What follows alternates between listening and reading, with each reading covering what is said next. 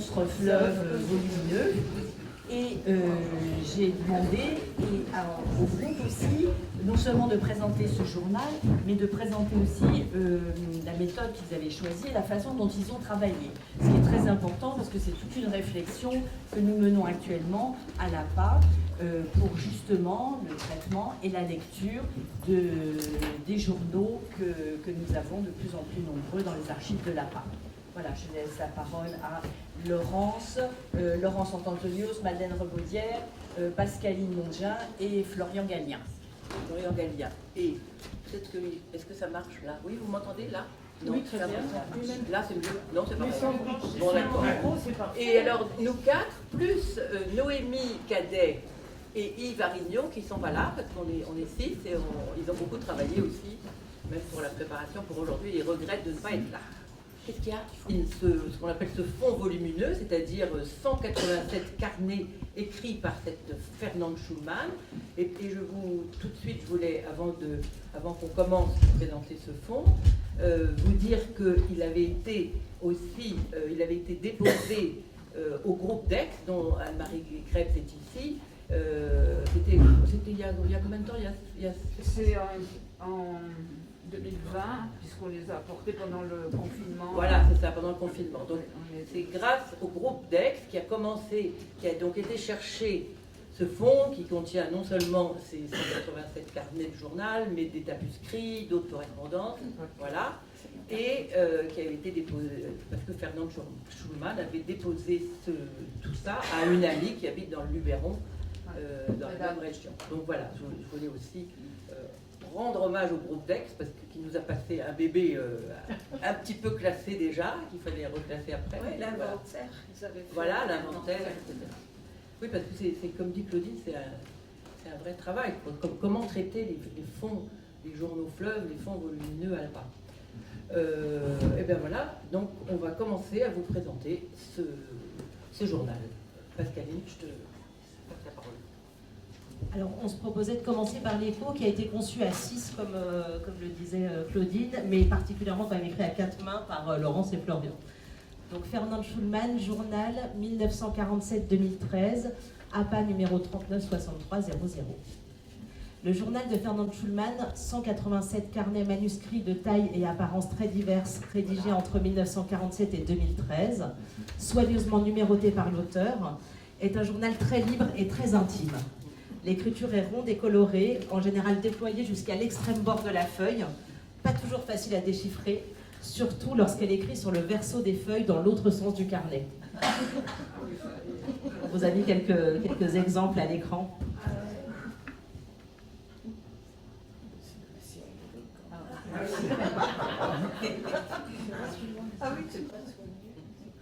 Et elle glisse parfois des lettres, des documents à l'intérieur des carnets aussi, comme vous le voyez là à l'écran.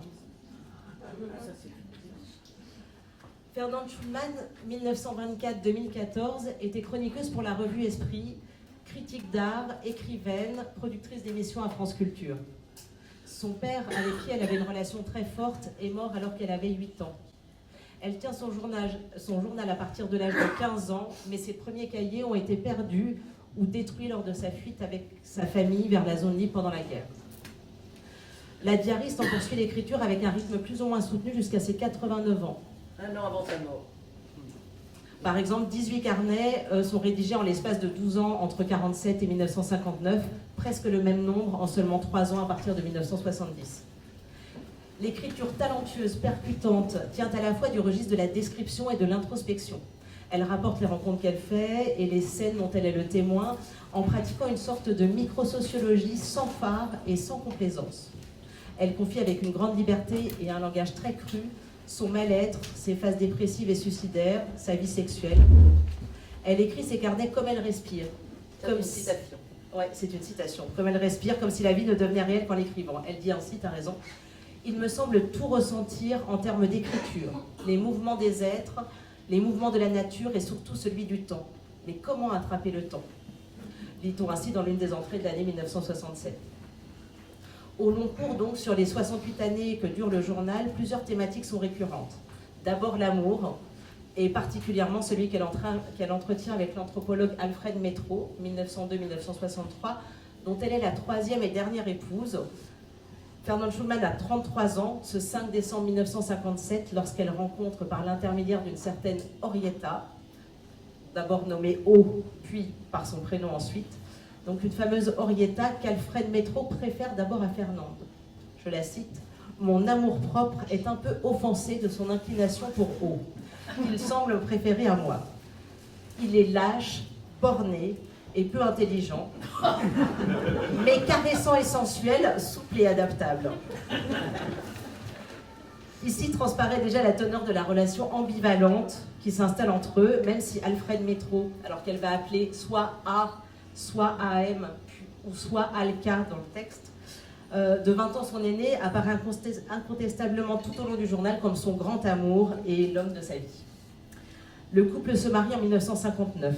Fernande exprime régulièrement le manque qu'elle ressent en son absence et l'amour profond qu'elle lui voue. Mais l'incapacité d'Alfred Métro, alors c'est ce qu'elle le dit comme tel, l'incapacité peut être inévitable à s'insérer dans sa classe d'âge, provoque chez elle ennui et tristesse, et nourrit très vite un certain désir de le quitter. Je la cite de nouveau, « Je ne crois pas jamais pouvoir m'accorder profondément avec A. Nos différences d'âge, son passé, ces 2 ou 3 femmes avec lesquelles il fit ou défie sa vie, son instabilité, son refus de sacrifier au quotidien, son obsession laborieuse et enfin un certain manque de générosité durable, manque qui est aussi le mien. Si je ne divorce pas, c'est par lâcheté de me retrouver entièrement seule, vénalité, facilité du confort qu'il m'offre, pessimisme, écrit-elle en 61. Dans l'ensemble du journal transparaît une Fernande Schulman très éprise et dépendante de lui, ce qui tranche par ailleurs avec la liberté qu'elle affiche dans les autres domaines. Vous allez voir, c'est une vraie baroudeuse, très émancipée par ailleurs. Et un amour aussi fort que tourmenté. En 1963, lorsqu'Alfred Métro se suicide à l'âge de 60 ans, un sentiment de culpabilité l'a conduit à chercher un moyen de se pardonner et accepter sa décision. Le mobile, certes, était en lui, mais ma rage mauvaise, mon aveugle colère l'ont sans doute jeté dans l'abîme. Jamais Alfred, j'ouvre les guillemets, cet homme avec lequel j'ai vécu si peu, 5 ans et demi, ce qui n'est rien au regard de la longueur de ma vie et qui m'a si intensément marquée. Donc Alfred jamais ne la quittera dès lors. Ainsi s'occupe-t-elle de faire publier ses textes et répond-elle avec grande générosité jusque dans les derniers mois de sa vie à toutes les sollicitations d'étudiantes et étudiants et des personnes intéressées par ses travaux. Ses pensées et ses souvenirs les plus heureux restent indissociablement ceux partagés avec Alfred Métro. Et en premier lieu, ceux relatifs à leur voyage, car le journal effectivement de Fernande Schulman est aussi et peut-être d'abord celui d'une baroudeuse qui, citant Métro, aime décrire combien le monde est beau. Ce goût pour le voyage est manifeste dès les premiers carnets.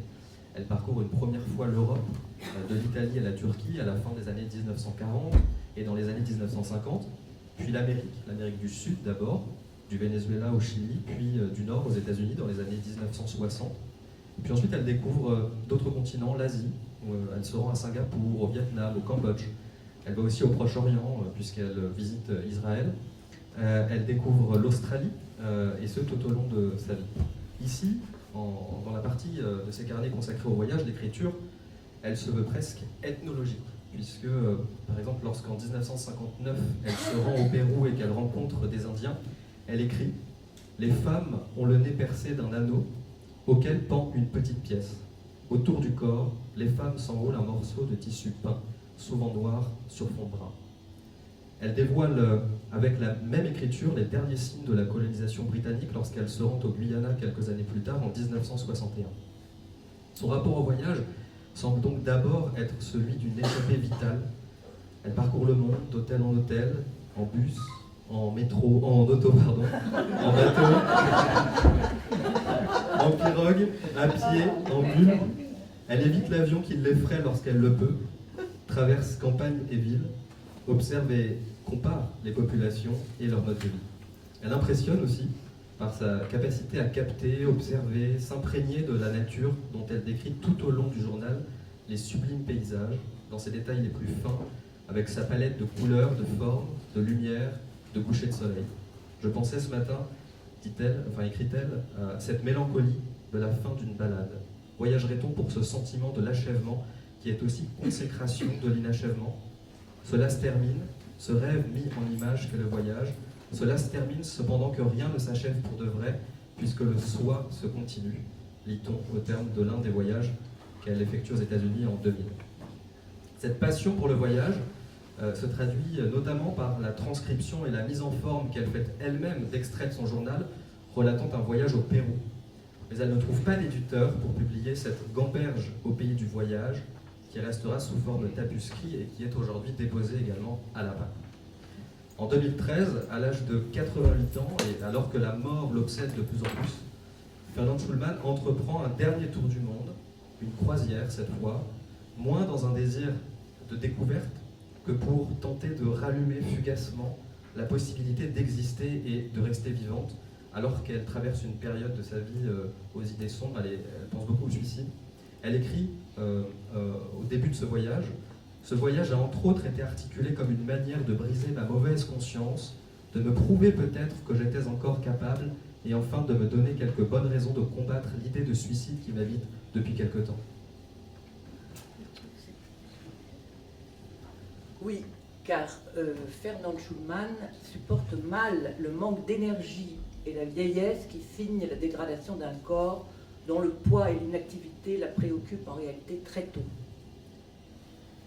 Dénonçant sans cesse, je cite, sa flemme, sa paresse et son inappétence générale, elle juge son corps avec sévérité, je recite, regrossi comme une cochonne et par ma faute.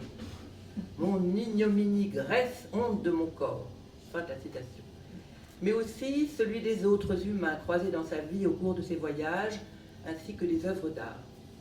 Un rapport à l'autre et au corps qui se veut très libre, voire provoquant, comme dans les années qui suivent la mort d'Alfred Métro, où elle multiplie les relations sexuelles, allant jusqu'à chercher des, entre guillemets, petites passes, c'est elle qui le dit, sur les boulevards parisiens. Et comme elle l'écrit aussi, j'ai maigri tant je fornique. C'est un régime possible.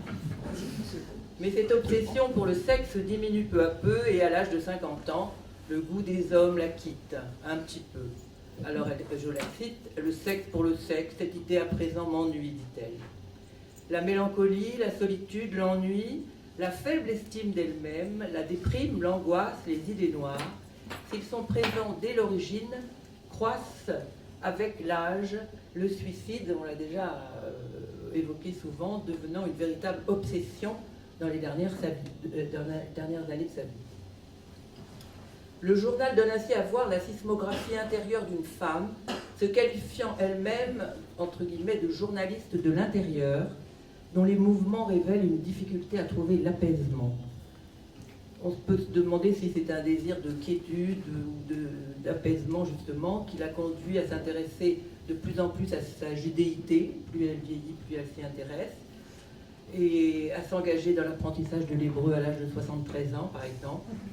Et elle cite « Je suis à la fois la seule non pratiquante et la plus foncièrement juive de ma proche famille ». Elle écrit en 2009. Une famille dans laquelle Fernand Schulman ne trouve pas toujours sa place. La proximité et l'affection portée par son père contrastant par exemple avec celle d'une mère qui la considère comme la cinquième roue du carrosse. C'est tout au long du journal, elle parle de la relation à sa mère, très difficile, et se plaint de ne pas avoir été aimée. L'amour m'a manqué, c'est encore ce qu'elle écrit, et je n'ai jamais rattrapé cette enfance glacée qui fut la mienne et pour laquelle je ne pardonnerai jamais à ma mère, bien que je la comprenne. Veuve et sans enfant, Fernand Schulman trouve soutien et compagnonnage dans de solides amitiés disséminées à travers le monde, donc elle en parle régulièrement dans ses journaux.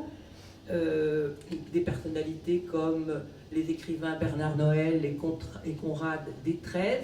Donc elle est née en 24, hein, c'est donc c'est après la guerre. Par rapport à Mireille Harvey, elle a 25 ans de plus ou de moins? De moins.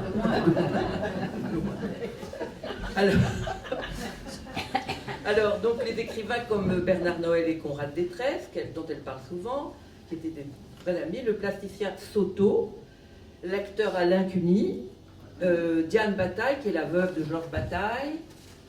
De qui parle-t-elle encore? Claude Lévi-Strauss ou l'anthropologue américain John Murrah, qui étaient des amis aussi d'Alfred Métro. Pour Ferdinand Schulman, qui avait étudié l'histoire de l'art dans sa jeunesse, le bonheur se trouve aussi dans l'art et la culture. Donc il y a beaucoup de carnets qui sont des descriptions de ses visites tout au long de sa vie, avec une incomparable gourmandise, des centaines de musées, de sites culturels à travers le monde. Et elle consigne dans ses carnets des listes détaillées d'œuvres et d'expositions. C'est aussi, sûrement, comme elle est critique d'art, une manière de préparer ses articles, ses rubriques sur l'art. Qu'est-ce que j'étais en train de dire? D'écrire sur le vice et dizaines de carnets. Ouais. L'espoir de tirer quelque chose de ces carnets est quasi nul. Nulle comme ils le sont eux-mêmes. Elle est parfois un peu difficile, elle est dure avec elle-même. Elle écrit ça en 2006 à 82 ans. Au moins lui servent-ils, comme je vous le disais tout à l'heure, de support de documentation pour l'écriture de ses chroniques dans la revue Esprit. Et pour les livres qu'elle publie, elle a quand même publié au moins 2 livres, Bidule en 1958, au Seuil, et Faribole et Baliverne aux éditions de l'Âge d'Homme en 1973. Donc tous ces carnets constituent un intérêt pour les lecteurs qui souhaiteraient découvrir l'atelier d'une femme chroniqueuse et journaliste de la seconde moitié du XXe siècle, se laissant aller à des confidences très intimes, des descriptions crues, des commentaires sans complaisance envers les artistes et les auteurs qu'elle rencontre, à 1000 lieues de la maîtrise et la retenue de ses écrits publiés. Voilà. Voilà la présentation, la synthèse de l'ensemble de ces 187 carnets qu'on a essayé. Par ailleurs, dans notre ça on en a parlé peut-être dans la manière dont on a travaillé, on a quand même fait une fiche pour chacun des carnets et qui sera en annexe sur le site de l'APA. Alors. Il y a un autre livre sur les enfants des Juifs, je crois, qui est publié. Oui, c'est vrai. Ouais. Et alors, Madeleine, maintenant, alors oui, il y a une histoire géniale avec Madeleine. Non, parce qu'il y a aussi, comme tu disais tout à l'heure, Claire, il y a des coïncidences toujours quand on a la découverte de ces journaux. Et là, il y a plusieurs coïncidences, dont une, par exemple. Tu veux le dire? Oui. Donc, en février, enfin en 65-66, j'étais au Brésil parce que je suivais mon mari qui était dans la coopération au lieu de faire le service militaire en tant que physicien à l'université de Brasilia. Et donc les amis nous ont dit, si vous voulez connaître le Brésil, il faut prendre un bus ordinaire et aller dans le nord-est. Et on a pris un bus et de Recife à Bahia, on a vu arriver, il n'y avait pas du tout de touristes, on voit arriver cette dame, elle était très grosse à l'époque, une grosse bonne femme avec plein de sacs, qui s'assoit devant nous, derrière le chauffeur, qui ouvre son carnet tout de suite et qui écrit. C'était elle! C'est quand même incroyable! Alors moi j'ai jeté un œil, j'ai vu que c'était du français, donc on a parlé. Et je me souvenais, donc c'était la première chose qu'elle dit, je suis la 3e épouse de Alfred Métro et je marche sur ses voyages, je refais ses voyages, je marche sur ses traces. Donc quand j'ai entendu qu'à la paille il y avait la veuve de Alfred Métro, les dépôts, je me suis arrangée pour aller aux archives à l'occasion des journées qui étaient alors en 2020. C'est le jour où on a reçu Marion pour la première fois. C'est juillet 22. Voilà, c'est le même jour. J'ai demandé à Florian les carnets, je lui ai demandé février 66, parce que c'est le carnaval. Donc je me rappelais que c'était le carnaval. Et qu'est-ce que je trouve? Je trouve ce carnet, donc je l'ai transcrit. Donc si ça ne vous embête pas, je lis 3 pages. Hein. Mais non seulement elle trouve le carnet, mais Fernand Schulman parle de Madeleine. Voilà, c'est ça qui est drôle. Et comme tu disais, souvent elle parle un peu avec ironie, parfois méchanceté des autres, mais là, elle est très sympa avec vous. Hein. Je vous le lis alors. Le mardi 8 février 66. Donc ça remonte hein, quand même. Dans le bistrot du petit déjeuner. Voilà le Brésil, le vrai Brésil, m'a dit un type. C'est le nord-est, le vrai Brésil, vous y êtes. Paysage intense, aride, aigu, torturé et subtil. Arrêt dans une nouvelle station. 2 grandes places aux maisons basses et de couleur. L'habituel hôtel Bellevue est remplacé par l'hôtel Vencedor. Une baraque jaunâtre écaillée, de plain-pied, avec 3 portes-fenêtres sans aération devant, un gros bidon d'eau livré par un âne, des enfants nus déjà grands et des types en haillons. Devant le quart des mendiants, aux yeux crevés, estropiés, en loques, demandant la charité sur un ton de prière mécanique, dans le ton que je retrouve, où l'inventai-je, des mendiants de la Sierra. À un certain degré de misère tombe-t-il inévitablement dans l'automatisme. Mais soit fatigue, soit manque d'allant, le quart ne vit plus guère, c'est une vie végétative. Fazenda et fazenda sur des kilomètres, clôturés par des pieux, toujours le ciel sale, gris, couvert, éclairé de l'intérieur, variations montagneuses, flaques d'eau stagnantes et pourrissantes, des kilomètres et des kilomètres de fazenda. Bon, alors après, le paysage est accidenté et aussi plus poussiéreux. Les cactus sont noyés parmi des arbustes grêles, puis par moments la terre à la pelade. Seuls ont résisté à l'incendie des souches qui émergent. On escalade une petite sierra, on passe un col, on redescend, le relief est plus accidenté. Je m'assoupis, mon voisin le métis, qui tente de parler français, me réveille pour me dire qu'on aperçoit un bourg. Je suis furieuse. Nous nous arrêtons un peu avant le bourg de Bois-Jardine pour déjeuner parmi un océan de mouches avec le menu traditionnel. Poule ou bœuf, riz, féjon, farine en bouteille. Ici descend le beau caboclo aux yeux clairs. Il est tout frétillant. On lui lance des valises misérables en toile d'avion, grossièrement raccommodées. Puis ses carreaux à roues et la pluie s'abat, on ne voit plus rien. Les pauvres gens, comme il est d'usage tout à travers le monde, se bichonnent pour l'arrivée. À défaut d'être, il faut paraître. Mon désarroi, ma solitude. Après Karouarou, le paysage s'adoucit. C'est la zone agreste, le serpent est déjà dans le passé. Soir, grand hôtel. Qu'est-ce qui, dans l'état de détresse et de solitude où je suis, m'empêche de prendre les gardénales nécessaires? Quelle ombre d'espoir dans cette solitude que rien ne secoue. Suivre un homme quelconque qui ne manque pas ici, et puis quoi? Non. J'ai soif d'une vraie tendresse humaine.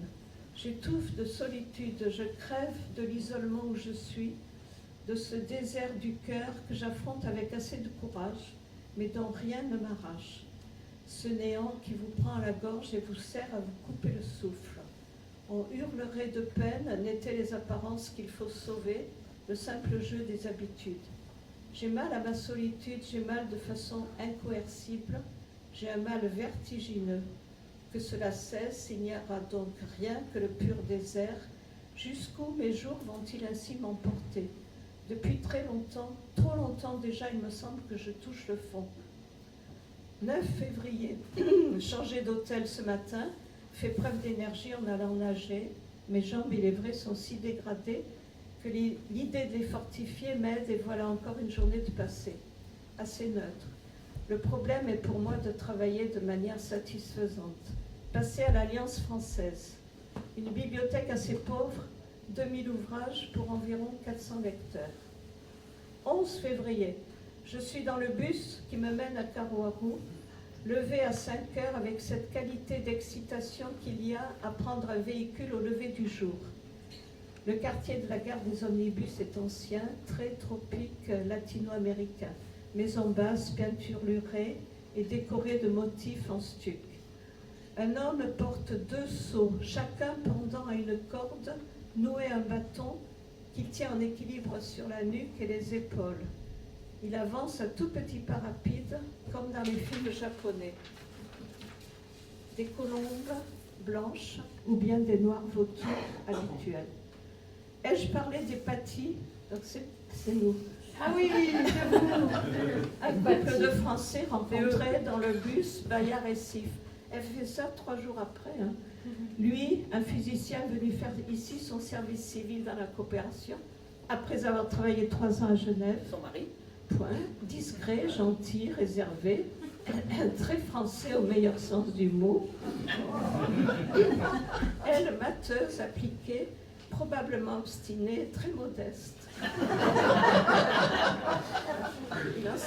Il enseignait à Brasilia, mais l'université a été fermée par la police. Il a même fait quelques heures en prison. Puis il a été récupéré par l'université de Rio. Il a beaucoup aimé Brasilia, il a fort apprécié la ville, le calme, le climat, l'ambiance propice au travail. Et après, il déménage encore, déménager de l'hôtel San Domingo à l'hôtel du 4 octobre, moins cher et plus moderne, c'est-à-dire un peu moins, puisque sur ce continent, en raison de la mauvaise qualité du matériel, de la négligence et de l'ignorance de l'usager, tout se déglingue dans les plus brefs délais. Un exemple en est les ascenseurs. Il y en a généralement 2. Quand on appelle l'ascenseur, on appuie sur le bouton à différentes reprises, et ce, toutes les 10 ou 20 secondes. En général, aussi, on appuie sur les boutons respectifs de chacun des ascenseurs. Surenchère, sorte de coup de pied donné à la machine. Point. Pas de patience. Les niaiseries des hommes qui me font la conversation m'agacent. Etc. Ah oui, hier soir, dans une petite churrascaria, une des serveuses avait les ongles vernis de bleu.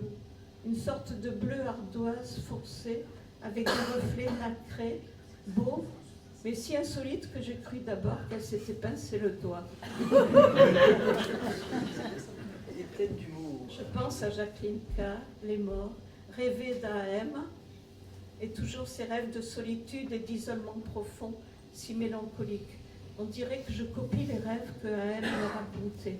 Seigneur, copier les rêves, est-ce possible?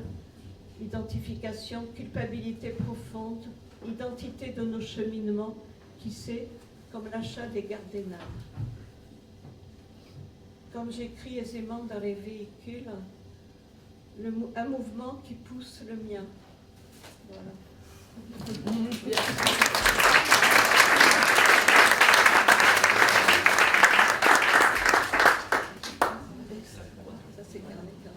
Alors,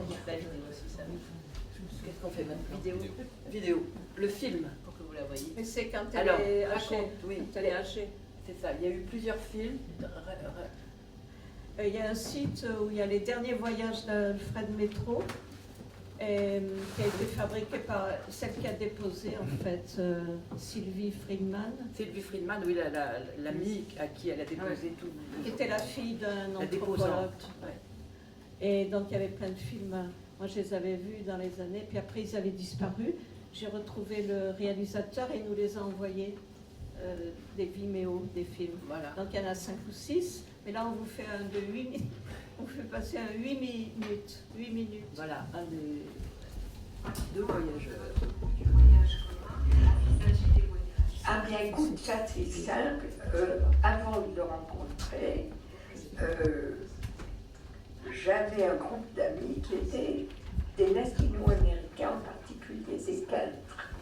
Il y avait là, j'avais connu Jésus, Jesus, Raphaël Soto. Quand j'ai rencontré Métro, moi l'Amérique du Sud, j'en rêvais, je m'étais juste un peu baladée en Europe, mais j'avais pas les moyens d'aller en Amérique du Sud.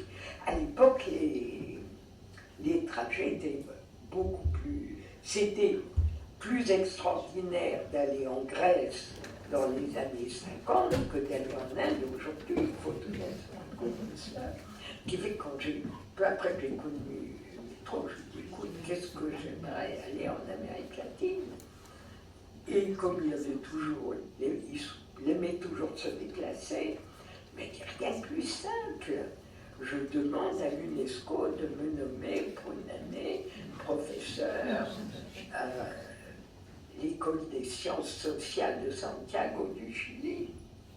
C'est comme ça qu'on a passé un an, à peu près un an à Santiago, qui était tout à fait épatant, et où en plus l'UNESCO, profitant de sa présence à Santiago, l'envoyant en mission à Lima, à Rio, etc., je me suis pas mal baladée, donc c'était plaisant.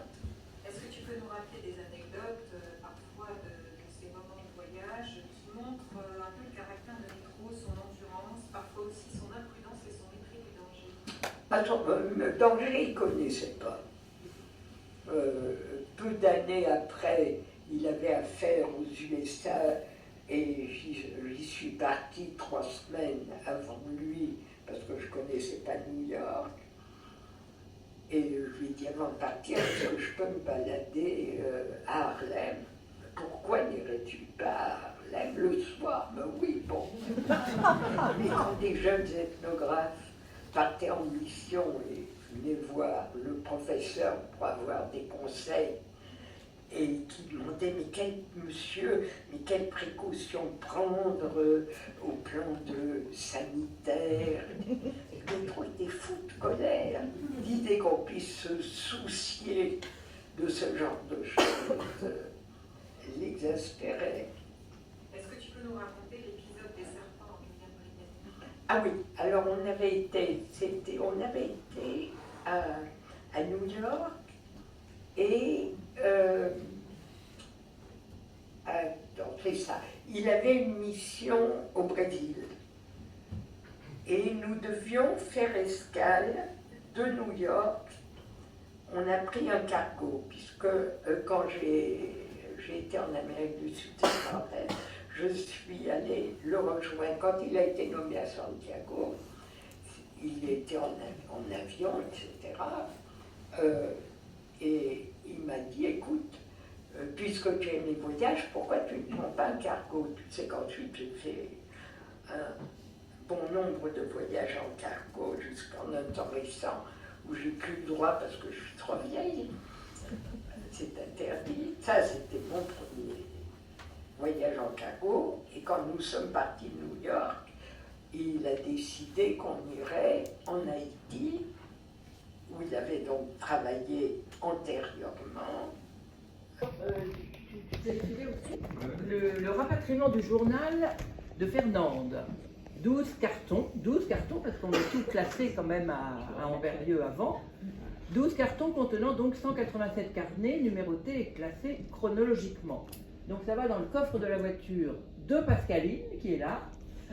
Un jour de juin 2025, voyage d'Amberieu, hein, beaucoup de gens connaissent Amberieu quand même,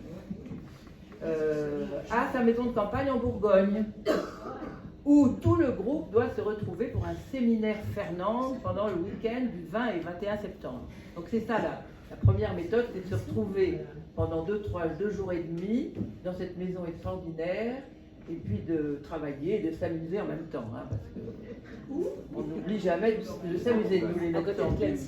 Dans la Nièvre.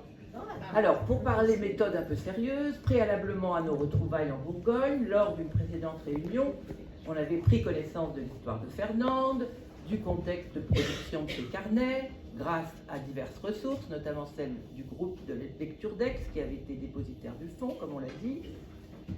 Et alors, à ce moment-là, grâce à Florian qui fait des choses extraordinaires et qui est très méthodique, il y avait une grille de lecture qu'on avait établie pour que chacun puisse la remplir pour chacun des carnets.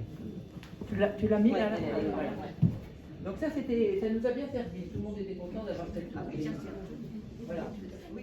Alors, le vendredi soir, je continue, hein. La veille du fameux week-end, on arrive après quelques péripéties, parce qu'il y a des histoires de voitures en panne, plein de choses marrantes, mais on s'en est bien sorti, grâce à Yves, parce que Yves, qui est donc pas là aujourd'hui, mais a aussi une maison en Bourgogne, et heureusement il avait sa voiture pour aller tous nous chercher au train, bref. On arrive, et dans cette maison merveilleuse, on la voit là? Oui, enfin on voit l'équipe. Ouais. Et pour travailler, avant d'aller dormir, alors voilà, donc dès le vendredi soir, on se répartit les journaux entre nous. On divise le fonds par 6, puisqu'on est 6. Cela représente 30 ou 31 carnets par personne, avec l'intention de tout terminer avant le dimanche soir, si on y arrive. Voilà. Après, Pascaline, comme c'est chez toi, c'est à toi. Alors, samedi et dimanche, on a fait des temps de lecture, comme vous le voyez, individuels ou en duo. Mais Ouais, vraiment, c'était génial. très sérieusement, à partir de la fiche de lecture établie par Florian. Alors, je vous rassure, hein, on a fait des pauses, des repas, des thés, voilà, super repas, des bons petits vins. En extérieur, en intérieur, mais quand même assez sérieusement. Et puis, on a fait régulièrement des séquences pendant les 2 jours de mise en commun, c'est-à-dire d'essayer de voir si la Fernande qu'on lisait voilà, en 40, en 45, on retrouvait une cohérence de la Fernande en 69 ou en 70. On a essayé de regrouper. Juste quand vous êtes partagé, chacun en prend 31, donc vous avez 31 qui se suivent. On a obéi à l'ordre des boîtes d'archives que tu nous avais indiqué de respecter. Donc chacun a pris une boîte d'archives et donc un nombre de carnets dans la... Chacun a pris un carton. Un carton Un d'archives. seul, alors qu'en Un seul. fait, il en aurait fallu 2 après, Oui, finalement. enfin, on va voir. On va On voir. en a pris un seul. Un carton et donc on a lu les carnets dans l'ordre. Chacun lisait les Il y en carnets dans avait l'ordre. un qui disait la Fernande de 70 ans et un autre la Fernande de 50 ans. Exactement. Yves a lu les débuts, Florian a Voilà, lu la ouais, fin. c'est ça. Et Voilà. Voilà. ce qui permettait de recouper dans les temps de mise en commun effectivement différents temps de vie dont on avait chacun un carnet clé en fait. Dans les temps de mise en commun, on a fait vraiment des synthèses de ce qui, dans les carnets qu'on lisait et la période qu'on lisait, nous semblaient les points les plus importants, afin d'essayer d'avoir un document unique et partagé qui nous permettait justement de voir ces sujets récurrents, la façon dont elle les traitait, de faire des listes des thèmes. Alors, et c'est une façon de lui rendre d'ailleurs un peu honneur parce qu'elle, elle fait beaucoup de listes dans ses carnets. Elle fait des listes, par exemple, de tous les poissons, de tous les noms de plats, de Les films, couleurs, les tous les films. Et puis évidemment, comme le disait Les Laurence, œuvres d'art. toutes les œuvres d'art qu'elle voit dans des musées, elle en fait des listes et des listes. Donc on a fait vraiment des listes de sujets récurrents. On s'est partagé des citations qui permettaient de beaucoup de goûter un peu sa citations. langue. Ouais. Elles sont tellement éloquentes, en fait, ces citations. On les a même après classées par thème. Enfin, je te laisse continuer, mais on va y aller. Voilà, mais, et donc on s'est retrouvés dimanche soir, et dimanche soir, malgré vraiment notre côté marathon de lecture, dimanche soir on s'est rendu compte qu'on n'aurait pas le temps de tout lire.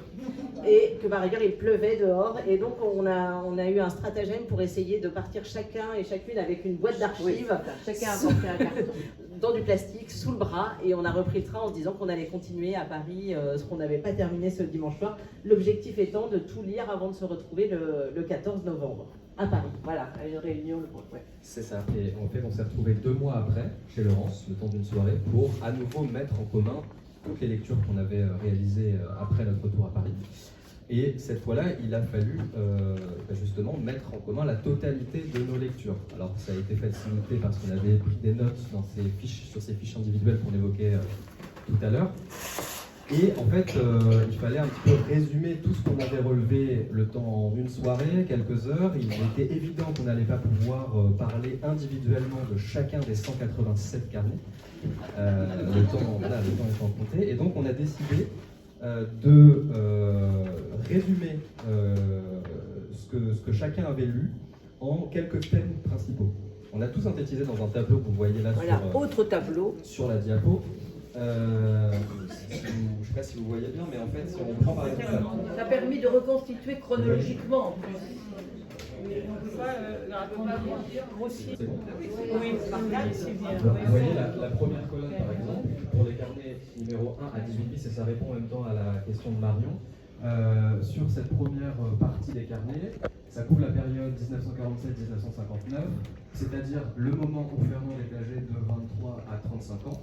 Cette période a été lue par Yves, et Yves a proposé un certain nombre de sujets, de mots-clés qui lui semblaient refléter ce qu'il avait lu sur cette partie des carnets. Et en fait, on a fait ça tous individuellement, on a fait un tour de table pour essayer de tout mettre en commun.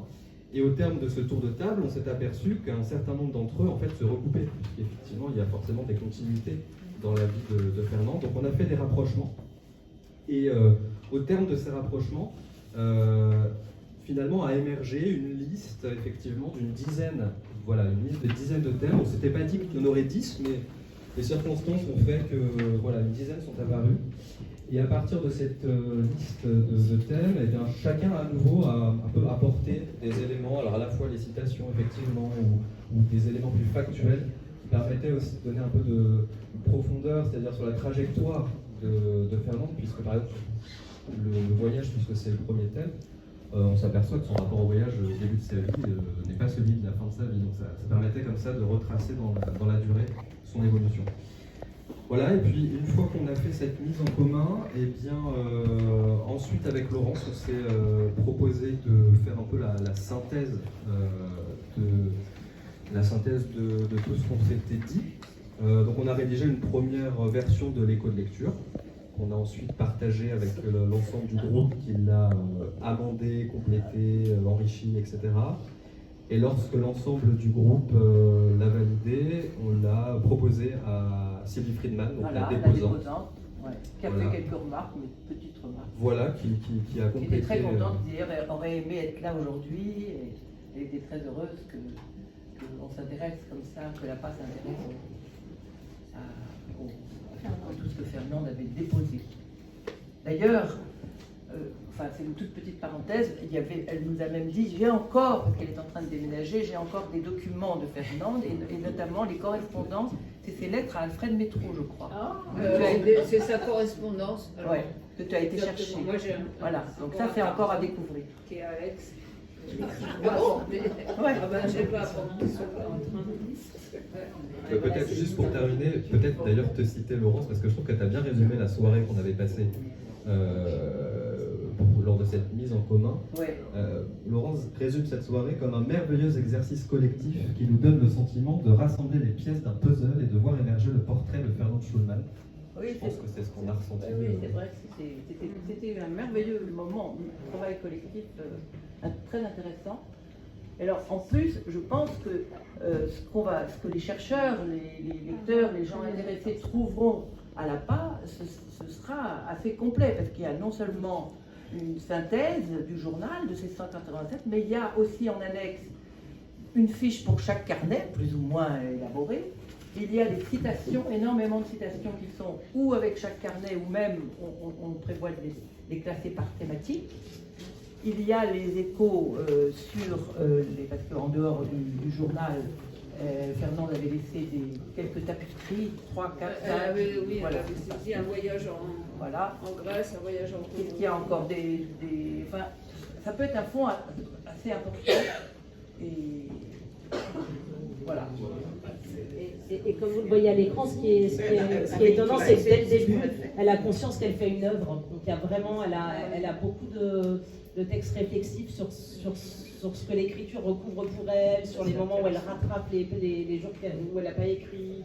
Et en tout cas, elle a vraiment la sensation qu'elle va faire une œuvre.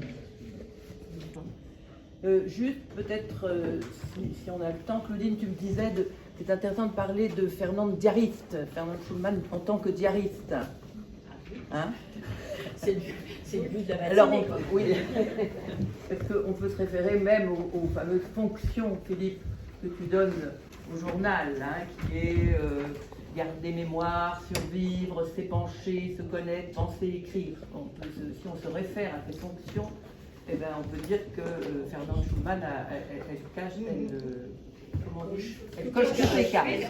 Elle coche toutes les cases. Sans cacher. Donc une sacrée diariste, je dirais, qui écrit tout au long de sa vie, de l'âge de 15 ans donc à celui de 89 ans, donc un an avant sa mort, avec de très rares interruptions. Donc 187 carnets d'une moyenne, je ne sais pas, de 80 pages, ça fait quand même plus de 15 000 pages noircies. Mais elle écrit gros quand même. Elle écrit gros. C'est important ça, parce que parfois des écritures minuscules. Là, c'est quand même agréable. On ne s'abîme pas les yeux, ça c'est important. Non, mais c'est vraiment... En tout cas, elle semble ne jamais se séparer de son cahier ou carnet de notes, qu'elle soit sédentaire à Paris où elle habite, ou nomade, puisqu'on a vu qu'elle était très très souvent en voyage.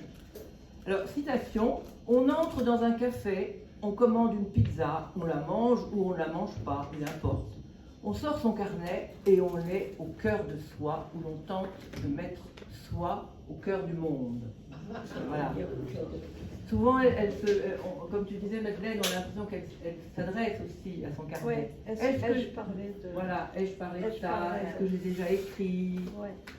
Et si je reprends les fonctions, Philippe, que tu donnais, que tu attribuais au journal, donc garde-mémoire, ça c'est évident. Citation encore, que je meurs ces temps-ci, il restera tout de même de moi quelques traces, écrit-elle vers l'âge de 50 ans. Bon, et cette phrase, comme le fait qu'elle ait pris soin de numéroter elle-même ses carnets, de les dater, de les confier avant sa mort, avec d'autres écrits et documents personnels, montre qu'elle désirait qu'ils soient lus, qu'ils lui survivent. Bon, s'épancher, autre fonction bien sûr, on pourrait dire même qu'elle se lâche, lorsqu'elle se lâche, elle s'en donne à cœur joie ou à cœur désespoir. Alors je la cite, ma douleur est parfois à hurler, tu as aussi cité beaucoup de... Je hurle, je ne suis qu'une plaie, journée dure, le malheur toujours par vagues, je repense à la bouffonnerie de l'existence, c'est présentement mon sentiment dominant. On l'a vu aussi, elle est d'une liberté totale pour parler du sexe, ça c'est quand même impressionnant aussi, un esprit très très libre et sans aucun tabou. Encore citation, besoin de faire l'amour, mais les petites passes à l'inconnu m'ennuient à crever. Plus une légère trouille, plus un écœurement notable, mieux vaut se branler, c'est plus simple, mais insuffisant.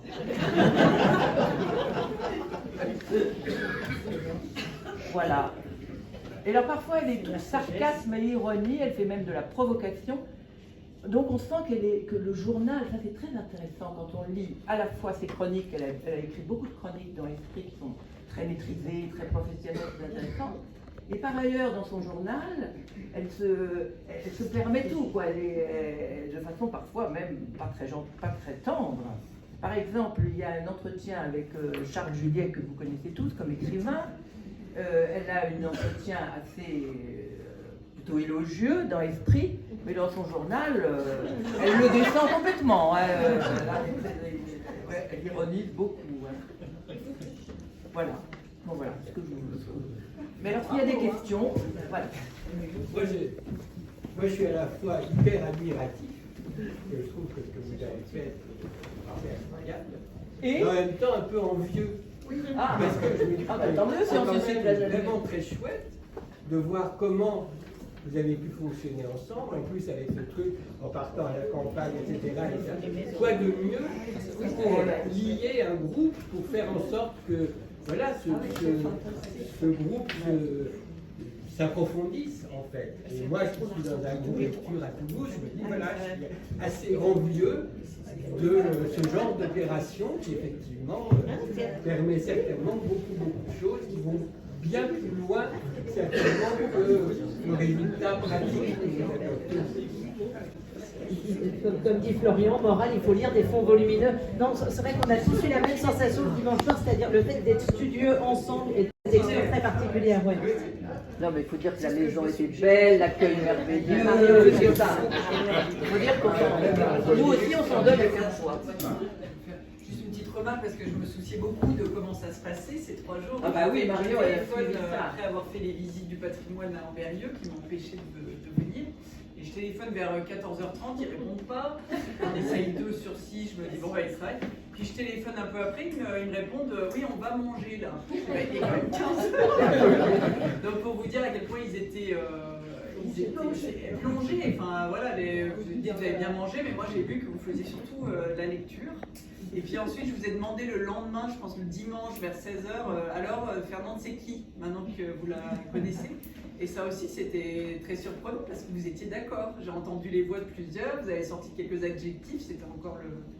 Et j'ai trouvé ça magnifique, effectivement, peut-être ça nous a encouragé, le fait d'avoir ce temps limité et d'être ensemble, c'est peut-être plus facile aussi de lire des textes nombreux que sous cette forme-là. Il y a une question. Véronique? Bon, j'ai peut-être pas besoin d'un métro. J'ai peut-être pas besoin d'un micro. D'un métro. Je voulais vous dire d'abord bravo parce que vraiment je suis extrêmement admirative. Je partage le sentiment de Bernard et en particulier de votre, c'est un mot un peu prétentieux mais ça vaut vraiment le coup de l'employer, de votre méthodologie. Parce que vraiment on a l'impression que vous avez tout balayé sans rien laisser passer, mais en établissant des hiérarchies. Et effectivement, cette formule de travail en commun avec un petit séminaire au milieu ou un grand séminaire, je ne sais pas, pour confronter, mais vraiment à vif, est très importante. Et il me semble, je vais rejoindre l'obsession de Claudine sur les fonds volumineux. Je pense que pour traiter des fonds volumineux, c'est vraiment la méthode à prendre, sauf que il faut d'emblée que on ait un quelque intérêt pour le, enfin il faut que d'emblée quelques volumes circulent par exemple, et qu'on ait chacun une attirance, parce que si ça barbe, on ne fera pas. Je dis ça parce que nous sommes répartis les X, je ne sais pas combien, X cahiers de Nice Burgos la semaine dernière, et on se disait, on est 3 du groupe Paris, là, on discutait entre nous en disant c'est vraiment la méthode à employer. Et puis en plus, moi qui commençais à me lasser un petit peu, ça relance l'intérêt pour une lecture d'énormes textes a priori, mais vu comme ça, il n'est plus question de lire en diagonale, quoi. Il faut un moment intense, à un moment donné, il faut s'y mettre. Ah bien sûr, oui. C'est vrai qu'en rebond avec ce que tu disais de sympathie, je pense que la méthode est liée avec la biarriste, c'est-à-dire qu'à un moment on est en proximité et on se disait, c'est Florian qui le disait, on a une certaine nostalgie à la quitter. Oui. Oh, ça va quand même. Selon les mots. Effectivement, pour rebondir aussi sur ce que tu disais, Véronique, moi j'avoue que du coup, j'avais effectivement accueilli les carnets, mais sans vraiment connaître ce qu'avait écrit la vie de Fernande à ce moment-là, etc. Et il y avait quand même beaucoup d'inconnus, en tout cas en ce qui me concerne, avant de commencer à lire. Et je pense que dans un premier temps, même parfois, ça n'a pas toujours été facile de comprendre qui elle était, etc. Et puis petit à petit, et ça aussi, effectivement, je pense que ça se nourrit du fait qu'on est ensemble et qu'on partage à vif les choses. Petit à petit, effectivement, on la découvre tous ensemble et donc on s'attache. Et c'est vrai que comme j'avais dit ça effectivement parce que j'avais lu les derniers carnets de Fernande et effectivement quand on la quitte, moi ça j'étais un peu attaché. Et c'est un peu, même sans avoir une sympathie initiale, une connaissance très précise de qui elle était, en fait, je pense que même des fonds volumineux où on ne sait pas trop ce qu'il y a dedans, ça peut être très chouette de s'y plonger quand même. J'ai 2 questions. Vous n'avez pas du tout transcrit les carnets. Sauf celui-là. Sauf un. D'accord. Alors, ma deuxième question. Alors, moi, je ne suis pas dans les journaux, je suis dans les lettres. Je suis noyée sous l'aide familiale. J'en ai transcrit 330 que j'ai donné à l'APA. Et maintenant, ça, c'était la guerre de 14. Maintenant, je suis en la guerre de 70. Et je me dis, c'est un travail solitaire. Quelquefois lassant, quelquefois difficile. Est-ce qu'il n'y aurait pas aussi au sein de l'APA intérêt de former un petit groupe qui puisse faire ce genre de travail et pas être et travailler un peu comme votre méthode, hein, c'est-à-dire se mettre en groupe et puis travailler autour d'un fond de lettres.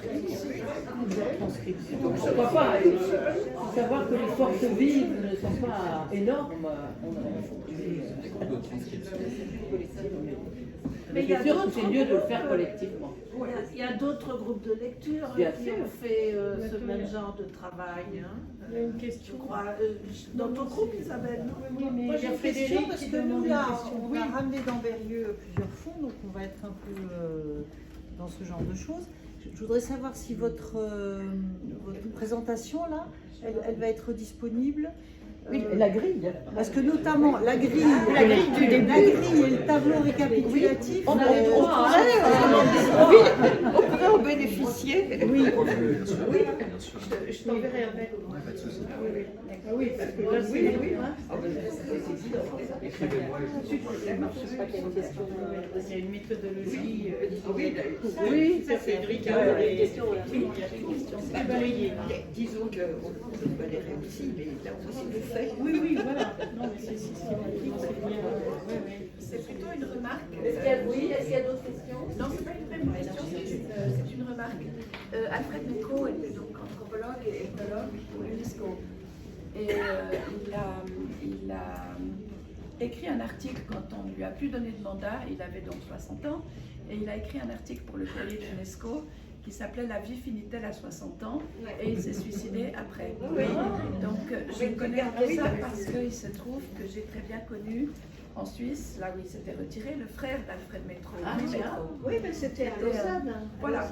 Alors il habitait Lutry à côté de Lausanne et je l'ai beaucoup connu, fréquenté. Ah, tu l'as connu? Très bien, très bien. J'ai même, je pense que je l'ai gardé toute une correspondance avec lui parce que c'est l'époque. Mais il parlait pas de Fernand. Il écrivait beaucoup. Je me souviens pas parce que c'était il y a bien des années. Combien de centaines de lettres? Il faut que je vérifie si je les ai gardées ou pas. Encore une coïncidence. Mais il s'était attaché, donc il travaillait également pour l'UNESCO. Je me souviens plus exactement, il était ethnologue. Il était ethnologue. Et il s'est retiré en Suisse et il s'est intéressé à des aspects de, qu'est-ce qu'on peut dire, folklore suisse. Il a écrit un livre qui a eu un succès énorme, qui a été réédité plusieurs fois sur quelque chose que sûrement vous ne connaissez pas, qui s'appelle le rance des vaches. Ah oui, le rance des vaches. Le bois des vaches, c'est un chant patriotique qui avait été chanté par les gardes suisses en 1792 aux Tuileries quand ils ont été massacrés. Et quand on passe le rance des vaches, ça fait pleurer tout le monde. Parce que c'est très émouvant, c'est en dialecte, en patois fribourgeois. Et c'est une chanson fribourgeoise qu'on chante encore d'une montagne à l'autre avec des corps des Alpes. Oui, exactement. C'est ce que j'allais dire. Exactement, oui. Et il a écrit un livre qui a été publié à l'Office du Livre, que je dois avoir chez moi d'ailleurs, sur cette histoire-là. Donc il s'est penché sur ce qui concernait la Suisse. Oui.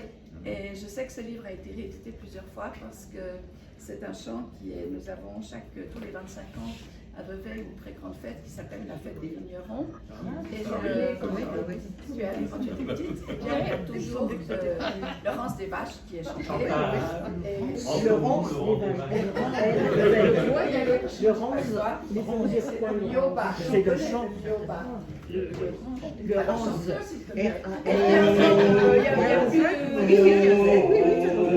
Oh là là! Oui, avec la fine. C'est ça, c'est ça.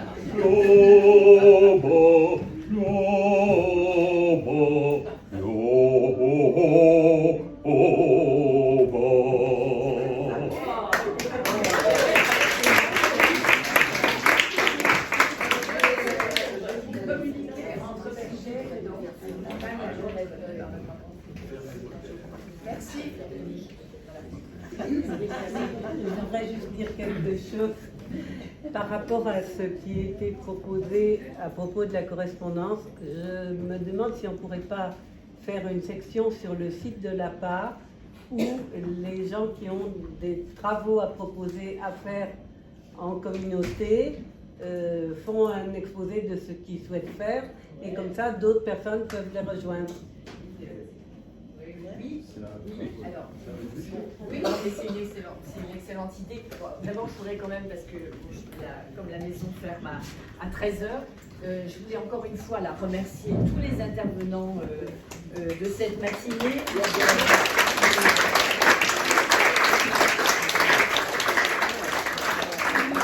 Qui nous ont présenté deux remarquables journaux et deux remarquables femmes aussi. Et aussi deux portraits de femmes, des journaux, des femmes mémorables. Donc voilà, je vous remercie. Je vous rappelle qu'à partir de 15h, donc, il y aura une réunion pour la présentation des publications de l'APA. Réunion qu'animeront Elisabeth Le Gros-Chaput et Laurence Antonio. Et bien sûr, nous reprendrons toutes les idées qui ont été évoquées ici. C'est aussi, je vous le rappelle n'a pas une liste de longue date.